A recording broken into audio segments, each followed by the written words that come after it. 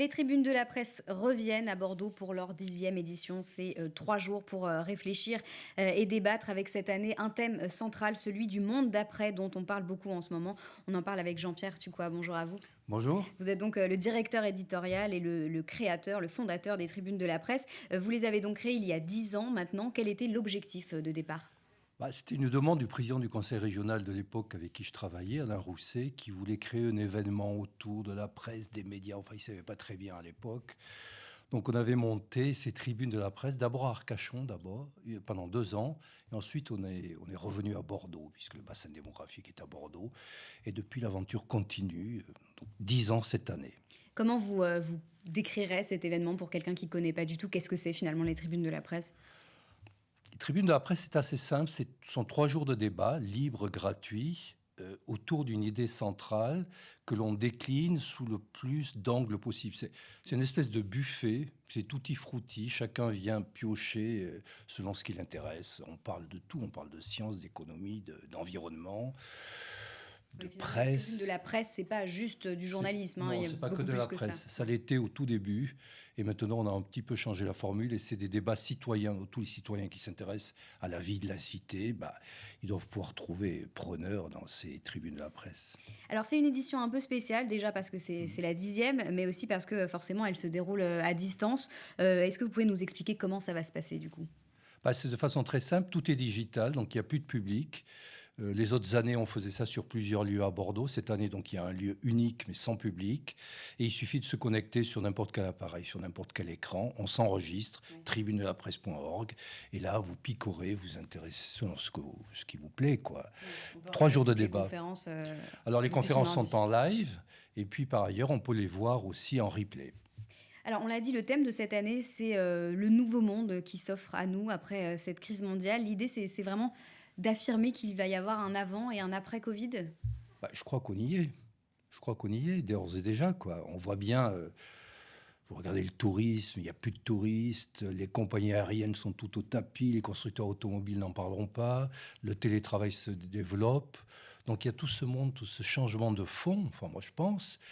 Et donc l'enjeu des tribunes, c'est de projeter un petit peu nos regards sur ce monde qui est en train de venir et voir qu'est-ce qui va rester, qu'est-ce qui va changer, qu'est-ce qui va disparaître, qu'est-ce qui ne va pas disparaître. Et c'est passionnant, que ce soit en termes d'environnement, politique, philosophique. Oui, justement, dans les thèmes, il y a donc la pandémie, évidemment, d'un point de vue scientifique. Il y a aussi les fake news ou encore le dérèglement climatique, avec des intervenants de de très renom. bons intervenants, donc très variés. Mais vous avez des gens comme Étienne Klein, qui est un philosophe des sciences formidable. Vous avez même une sœur, Cécile Renoir, qui a beaucoup réfléchi à toutes ces questions-là et qui est passionnante à écouter. Vous avez Louis Schweitzer, qui est l'ancien président du groupe Renault, qui va nous parler donc de la démondialisation qui est peut-être en train de s'amorcer. Vous avez tout un tas de grands patrons de presse qui viennent, le patron du Canard enchaîné, le patron du groupe Le Monde, le patron de Sud-Ouest. Donc une cinquantaine d'intervenants, plus de 50 intervenants au total pendant 3 jours. Est-ce que vous avez vu une évolution, peut-être pendant 10 ans, je ne sais pas, dans la réception du public, dans le rapport du public avec la presse, justement, ou le rôle de la presse dans tous ces débats ? Est-ce que vous avez vu des choses changer en 10 ans ?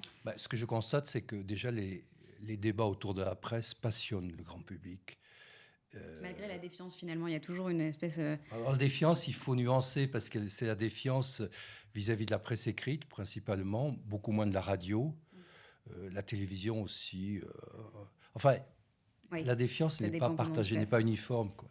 Mais en tous les cas, ce qui est sûr, c'est que ça passionne le public, quoi. Dès qu'on parle de presse, les yeux s'illuminent et tout le monde a envie d'en parler, tout le monde a son opinion là-dessus.